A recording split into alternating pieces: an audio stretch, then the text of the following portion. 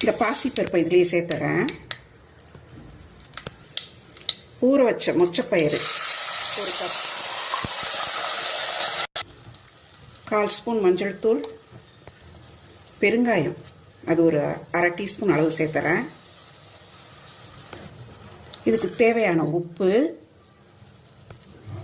பூண்டு நறுக்கி வச்சது ஒரு 1/4 கப் அளவு இதில் அப்படியே சேர்க்குறேன். இந்த பூண்டு வந்து வதக்க வேண்டாம், ஏன்னா வதக்கிறப்போ அதோட ஃப்ளேவர் வந்து கொஞ்சம் ஸ்ட்ராங்காக இருக்கும். ஆனால் இப்படி வேக வைக்கிறப்போ அந்த ஃப்ளேவர் வந்து ஆல்மோஸ்ட் ஃப்ளேவரே இருக்காது, எதுவும் வாசனையே தெரியாது, ரொம்ப லைட்டாக தான் இருக்கும் தெரிஞ்சாலுமே.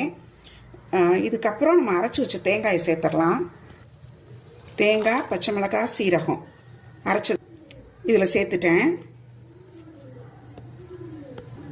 இது எல்லாத்தையும் நல்லா கலந்து விட்டுறலாம். வீடியோ பார்த்துட்டு இருக்கிறவங்க இது வரைக்கும் நம்ம யோகாமணி சேனலுக்கு சப்ஸ்கிரைப் பண்ணாதவங்க சப்ஸ்கிரைப் பண்ணி